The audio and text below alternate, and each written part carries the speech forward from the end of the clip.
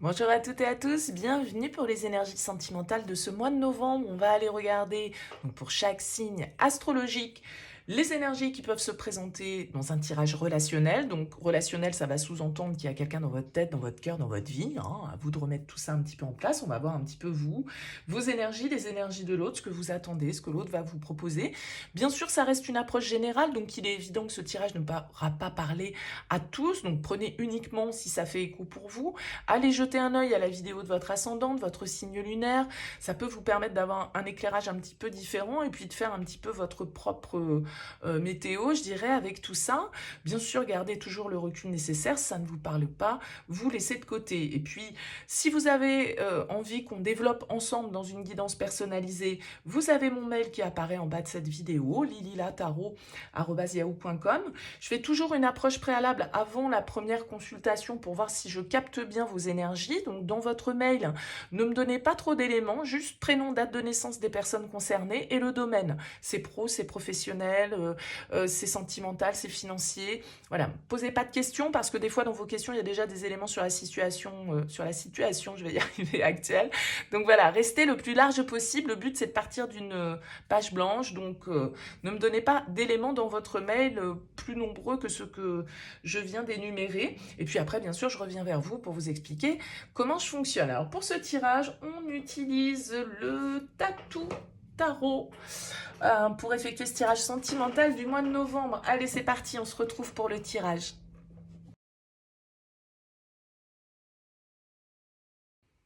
Bienvenue les taureaux pour les énergies de ce mois de novembre. On regarde donc ici votre énergie, l'énergie du partenaire, la relation, votre objectif, ce que l'autre vous propose, le défi, le conseil et ici on regardera à la fin du tirage l'issue de ce mois de novembre. Alors, on a deux arcanes majeures. La carte de l'étoile dans vos énergies et la carte du diable dans ce que le partenaire a à vous proposer. On a des bâtons, on a des coupes, on a des deniers, on a de l'épée, c'est donc un tirage assez équilibré. Alors vous êtes dans l'énergie, les taureaux, ici, de l'étoile. Alors, l'étoile, c'est une carte d'optimisme, c'est une carte d'apaisement, c'est une carte de souhait, de prière un petit peu, parce qu'on a envie que les choses se passent comme on l'entend, on a envie que ce soit fluide, on a envie de se laisser porter aussi par nos émotions.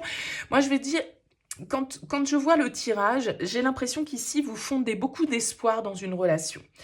Vous fondez beaucoup d'espoir dans une relation, vous avez envie de parler d'avenir, vous avez envie de vous projeter avec ce 3 de bâton, vous avez envie d'aimer avec ce chevalier de coupe, vous avez envie de vous laisser porter par le rêve. Parce que ça peut être ça, l'étoile. Et j'ai l'impression que face à vous, vous avez quand même quelqu'un qui soit est assez intense, quelqu'un qui est dans l'énergie du cavalier de bâton. Alors on peut avoir un signe de feu ici. Cavalier de bâton, en tout cas, c'est une énergie de passion, de fougue, de détermination. Vous avez quelqu'un qui a envie d'aller vite, vous avez quelqu'un qui est dans la séduction, vous avez quelqu'un qui a envie d'entreprendre. Et vous, je vous sens, avec cette carte de l'étoile et ce chevalier de coupe, plus dans le romantisme, plus dans les rêves, plus dans, voilà, une forme de côté un petit peu fleur bleue, qui pour moi est un petit peu aux antipodes de l'autre, parce que l'autre avec le diable dans ce qu'il a à vous proposer, alors soit il y a beaucoup d'intensité, il y a beaucoup de désir, il y a beaucoup de passion, mais il peut y avoir une certaine forme un petit peu de domination, de contrôle, de dépendance. Pourquoi je dis ça? Parce que vous avez la 5 de denier en défi. Et la 5 de denier, c'est quand même ici de peut-être pas pour certains, en tout cas faire attention à une dépendance affective, à ne pas être motivé par les peurs, la peur d'être seul, la peur d'être rejeté, la peur d'être trahi. Le 5 de denier, il peut être un petit peu la victime, le malheureux, le mendiant de l'amour, un petit peu. Et j'ai l'impression que vous pourriez être dans cette position. Alors ça peut être très favorable pour certains. Simplement, étant donné qu'on a la 6 de denier ici dans la relation, ce 6 de denier, il peut nous parler d'équité. Il peut nous parler, est-ce que c'est donnant-donnant?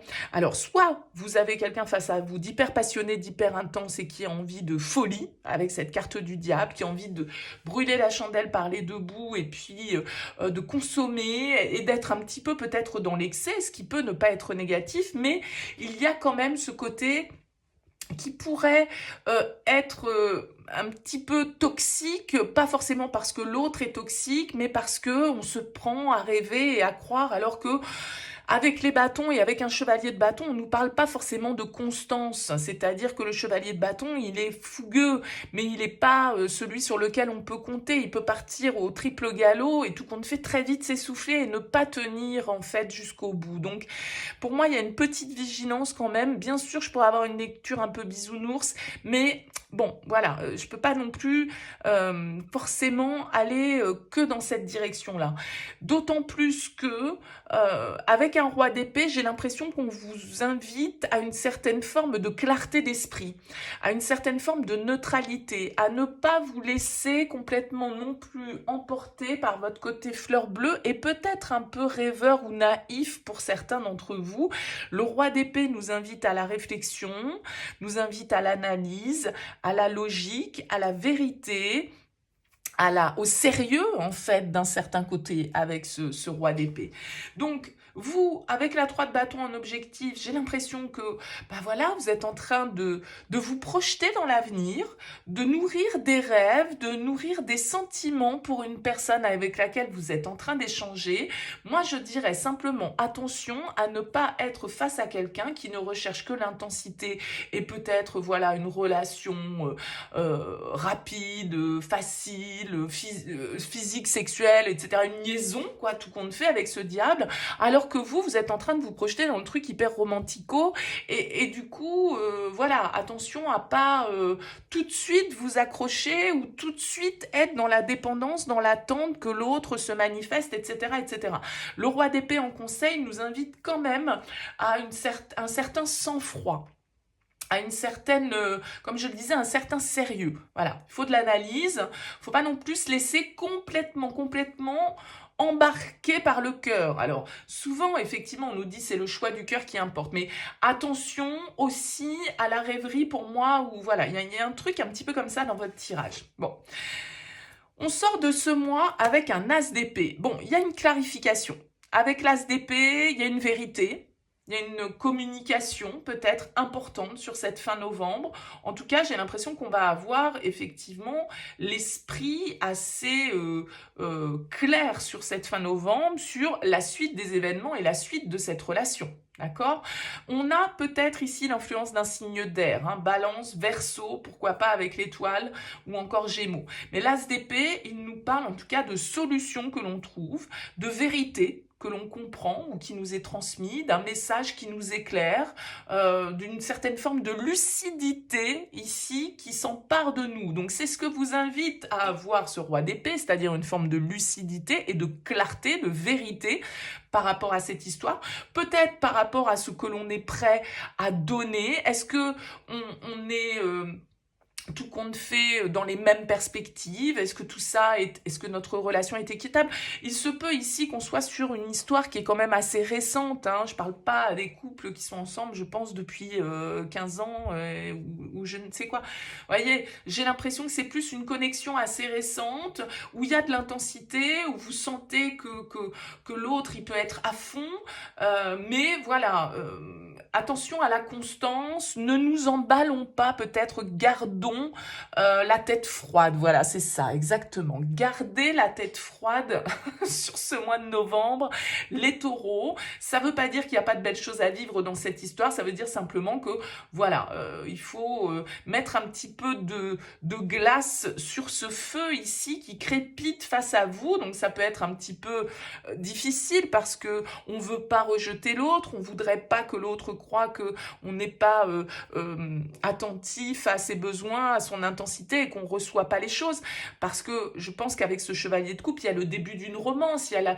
y a le début de sentiments, on est quand même dans une démarche ici où il y a deux jolies cartes avec un cavalier de bâton et un cavalier de coupe. Simplement voilà, j'attire juste l'attention là-dessus parce que je peux pas non plus avoir une lecture toujours hyper idyllique, et c'est la combinaison des cartes qui parfois me fait aller dans un sens ou dans l'autre. Alors n'hésitez pas, dites-moi, laissez-moi un petit mot, un commentaire, hein, les taureaux, pour me dire comment ça aura parlé pour vous. C'est intéressant pour moi d'avoir vos retours. Je pense en tout cas que sur cette fin novembre, il y a cette lumière qui se fait sur la situation. Peut-être que pour certains, si on veut élargir un petit peu la lecture, il est question pour un couple un petit peu plus installé d'investissement commun, d'un partenaire qui est hyper motivé, hyper enflammé. Vous aussi, j'ai l'impression que vous êtes en train de vous projeter vers l'avenir. Maintenant, pour certains, s'il s'agit d'un investissement parce que vous êtes déjà en relation, on pourrait ici nous dire attention à nos ressources, attention à nos capacités à assumer. Est-ce qu'on se met pas il faut garder la tête froide aussi, peut-être par rapport à un projet d'investissement que vous souhaitez avoir, qui vous plaît à tous les deux, mais qui est peut-être pour certains en dehors de leur portée, parce que trop lourd, parce que trop tôt, parce que voyez, bon. Donc en tout cas, j'ai l'impression, peut-être pour certains, il y a des signatures hein, par rapport à un investissement avec cet as d'épée. Ça pourrait tout à fait être ça. Donc là, attention à bien investir en fonction de vos capacités, en fonction de vos ressources, en fonction de vos disponibilités, pour ne pas vous, voilà, pour garder quand même, soyez, parce que le roi d'épée, il calcule, quoi. D'accord? Donc, calculez bien, soyez stratégique, soyez conscient de ce que vous pouvez faire ou non. Parce qu'il y a beaucoup d'intensité, beaucoup de rêves, beaucoup de désirs, donc ça peut concerner un projet si là, on nous parle d'une relation qui est peut-être un petit peu plus construite, ancienne et dans une dynamique un petit peu différente. Bon, en tout cas, j'attends vos retours. N'hésitez pas les taureaux. Merci en tout cas pour votre écoute et pour votre présence. Je vous dis à très vite.